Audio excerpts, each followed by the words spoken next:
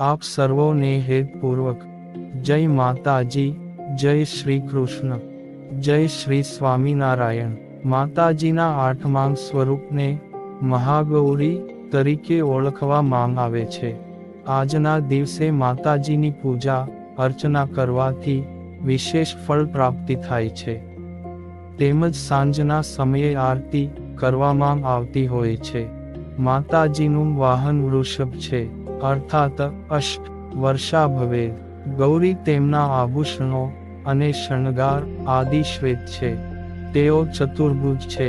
ઉપરના ડાબા હાથમાં ડમરું, નીચેનો ડાબો હાથ વરમુદ્રામાં, ઉપરનો જમણો હાથ અભયમુદ્રામાં અને નીચેના જમણા હાથમાં ત્રિશૂળ શોભાયમાન છે. તેઓ સ્વભાવે અત્યંત શાંત અને સૌમ્ય છે. અને નારદ પંચરાત્રમાં વર્ણન છે તે મુજબ પાર્વતી રૂપમાં કઠોર તપ કરીને શિવને પતિ તરીકે પામવાનો નિર્ધાર કર્યો. તુલસીદાસજીએ તેની ચોપાઈમાં આ વાત સરસ રીતે પ્રકાશિત કરી છે. જન્મ કોટી લગી રગર હમારી, બરૌ શંભુ નત રહો કુંવારી. આવા કઠોર તપથી શરીર ખૂબ કાળું પડી ગયું.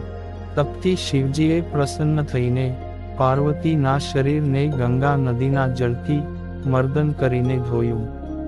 ત્યારે તેનો વર્ણ વિદ્યુત પ્રભા સમાન કાંતિમય અને ગૌર થઈ ગયો. ત્યારથી તેનું નામ મહાગૌરી પડ્યું.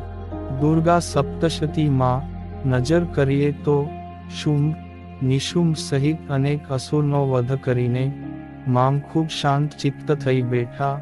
ત્યારે અભિવાદનના સ્વરૂપમાં દેવતાઓએ મહાગૌરી પાર્વતીની અનેક સુંદર સ્વરમાં સ્તુતિ કરી. એ સમયે આ મહાગૌરી રૂપના દર્શનનો અનુભવ થઈ આવે છે.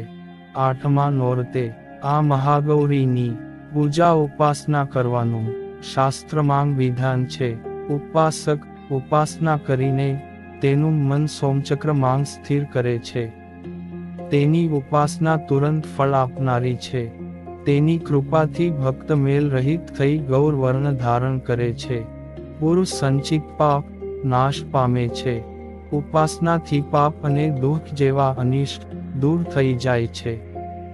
જેનો પુરાણોમાં અગણિત મહિમા ગવાયો છે.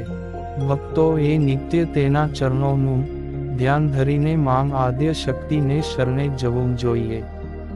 મહાગૌરી ઉપાસના મંત્ર: ઓમ હ્રીં ક્લીં હૂં મહાગૌર્યે ફટ સ્વાહા.